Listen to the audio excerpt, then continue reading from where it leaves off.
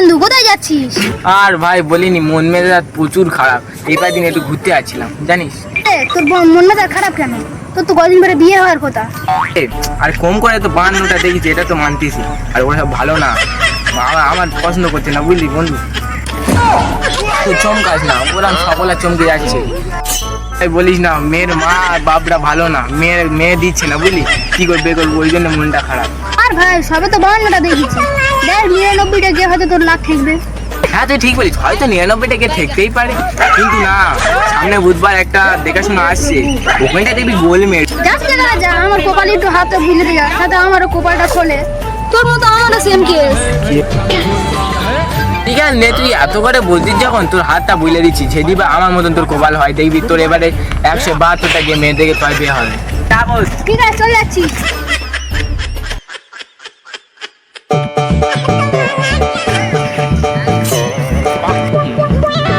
আরে ভাই তুই এসেছিস? আরে ভাই এসেছি, তুই এরা মন মরা হয়ে বসে আছিস কেন? আরে ভাই সে বলেছিলাম না বুধবার দেখাশোনা আসবে, সেই দেখাশোনা ক্যান্সেল হয়ে গেছে। ওই মেয়ের মা গুলো খারাপ, ওই মেয়ের মা গুলো মেয়ে দিচ্ছে না, শুধু বলতেছে পছন্দ না পছন্দ না। তোর দেখাশোনা তো কেটে গেল, আমার বেটা পুরো ফাইনাল করবা। আরে ভাই তোরই কপাল, আমার বেটা হচ্ছে না, তোর বে পাকা হয়ে গেল। আরে ভাই তোর যে বেটা দিচ্ছে তার ঘটকের নামটা কি? আমার যে ঘটক নাম শুনলে তুই এক্ষুনি চুরি চুরি যাবি।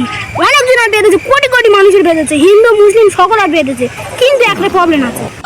এ ভাই তুই ঘটকের নামটা তাড়াতাড়ি বল, এই ওর কাছে যাবো। বন্ধু ঘটক, কিন্তু তুই তো প্রবলেমটা শুনলি, প্রবলেমটা হচ্ছে একটু মাল্লু বেশি নেই। আরে ও মাল্লু বেশ নেই নু, আমি কি বের জন্য যাবো ওর কাছে? আমি তো যাবো তোর বেটা ভাইতে, আমার বিয়ে হবে না, তুই বিয়ে করবি, তারা তোর হচ্ছে। তুই কি গুজগুজ করতিস কি? এ ভাই আমি কিছু গুজগুজ করিনি, আমার একটা কাজ মনে পড়ে, বুঝলি। তুই ঘরে যা, আমি একটা কাজে যাচ্ছি। তুই যা, আমার একটা কাজ বলতে যাবি না।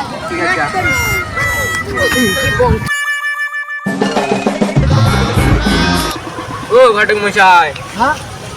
আর ঘটক মশাই বলো না, তোমাদের বাড়ি গেছিলাম, যে তুমি বাড়ি ছিলে না, তাই তোমার অ্যাসিস্ট্যান্টটা ছিল, বলে যে পোলের ধারে বসে আছে, তাই পোলের ধারে আইলাম। তো বাড়ি গিয়েছিলে? বাড়ি গিয়েছিলাম আমি তো বিকেলের টাইমে বেশিরভাগ এখানে বসে থাকি। আর এখানটায় বসে বসে যেটা 20টা লোক ফোন করে 10টা লোকের বিয়ে দিই, কী সমস্যাটা? ঘটক তা একটা তোমার কাজ করে দিতে হবে। হ্যাঁ আমি বড় ঘটক, আমার নাম ডাক প্রচুর। ভাই তুমি দামি ঘটক, ওই জন্য একটা ভালো সবসময় বে দাও, তা তোমার একটা কাজ করে দিতে হবে আমার। বলো কি কাজ? আর চণ্ডীপুরে জামাতে ভাই একটা মিনাজ ভাই ছেলে তুমি বে দেবে বলছিলে না? হ্যাঁ। ওই শুধু বেটা ভাইতে হবে, ভাইলেই তোমার 1 লাখ টাকা। 1 লাখ টাকা দেবে? আমি বেদে কোনোদিন 1 লাখ টাকা পাইনি, তুমি ভাড়ার জন্য 1 লাখ টাকা দিচ্ছ? ঠিক আছে ঠিক আছে, আমি বেদি চেক করি। তুমি বেটা ভেঙে দেবে, তোমার টাকা পৌঁছে যাবে, কিন্তু আরেকটা কাজ করে দিতে হবে, ওই মিনাজের যে মেয়েটা দেখেছিলে না, ওই মেয়েটা ঘুরে আমার সঙ্গে বিয়ে দিতে হবে। এই ব্যাপার? আচ্ছা ঠিক আছে, কাজ সেরে দেবো তোমার। হ্যালো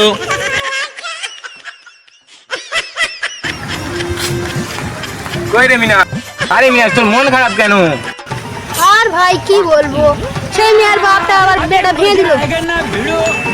আরে তোর বে কেউ ভাই না, আমি নিজেকে নন্টু ঘাটের কাছে গিয়ে বে ভেঙেছি, আর তোর বউয়ের সঙ্গে ঠিক আমি বেটা করি।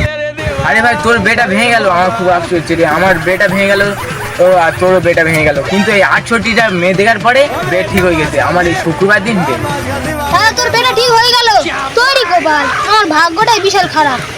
ভাই তুই তাহলে থাক, আমি বাড়ির দিকে যাই, আমার বে ঠিক হয়ে গেছে তো। আজের বুধবার দিন শেরবানি ফেরবানি পরে রেডি হয়, বুধবার রেডি হবে, শুক্রবার দিন বে। ঠিক আছে ভাই থাক। এর বিয়েটা ঠিক হয়ে গেছে, মানে কোনো তো গন্ডগোল আছে, দেখি এর পিছন পিছন যাই আমি।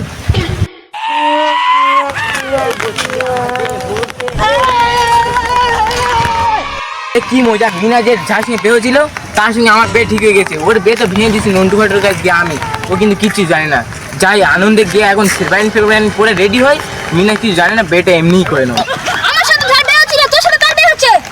মানে তুই তো কিছু করিস, তোর একদিন কি আমার একদিন। ভাই কি ব্যাপার, তুই আমার পিছনে হেঁটে আসতেছি, তাহলে তুই তো সব কথা শুনে ফেলেছি, কেস করেছে। কথা কি আমি পুরো কথা শুনেছি, তোর পিছন পিছন আসছিস, তোর একদিন কি আমার একদিন। ধর তো।